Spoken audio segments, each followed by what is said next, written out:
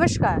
હવામાન વિભાગની જે લેટેસ્ટ આગાહી આવી છે, આગાહી પાછી ચિંતાજનક છે, કારણ કે અમુક વિસ્તારમાં હવામાન વિભાગે યલો એલર્ટ આપ્યા હતા, જેને હવે ફરીથી ઓરેન્જ એલર્ટ કરી દીધા છે અને રેડ એલર્ટ તો મોટાભાગના વિસ્તારોમાં છે જ. અત્યારે હું મારી ઓફિસની નીચે જ ઊભી છું અને પવનની ગતિ એટલી તેજ છે કે અહીંયા ઊભું રહેવું પણ મુશ્કેલ બની રહ્યું છે.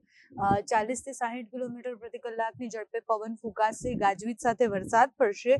અને લેટેસ્ટ આગાહી શું કહી રહ્યું છે, તો લેટેસ્ટ આગાહીમાં અમદાવાદમાં હમણાં સુધી ઓરેન્જ એલર્ટ હતું, પણ હવે ત્યાં રેડ એલર્ટ કરી દેવામાં આવ્યું છે. એટલે આજે અમદાવાદમાં અતિથી અતિ ભારે વરસાદ પડી શકે તેવી સંભાવના છે.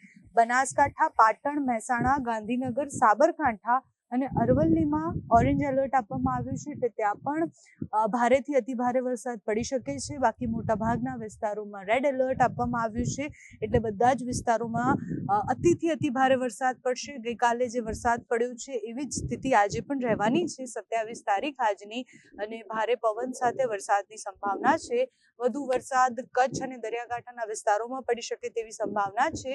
દક્ષિણ ગુજરાતમાં પણ વધુ વરસાદ પડી શકે તેવી સંભાવના છે. એટલે 27 તારીખે મોટાભાગના વિસ્તારોમાં રેડ એલર્ટ અને ઓરેન્જ એલર્ટ આપવામાં આવ્યું છે.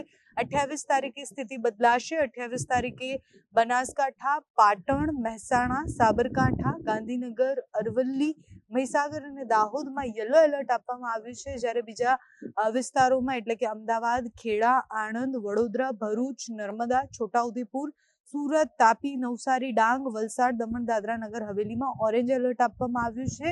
અને બાકીના વિસ્તારોમાં કચ્છ, મોરબી, સુરેન્દ્રનગર, રાજકોટ, છોટાઉદેપુર, જુનાગઢ, અમરેલી, ગીર સોમનાથ, ભાવનગર, દેવભૂમિ, દ્વારકા, બધા જ વિસ્તારોમાં રેડ એલર્ટ આપવામાં આવ્યું છે.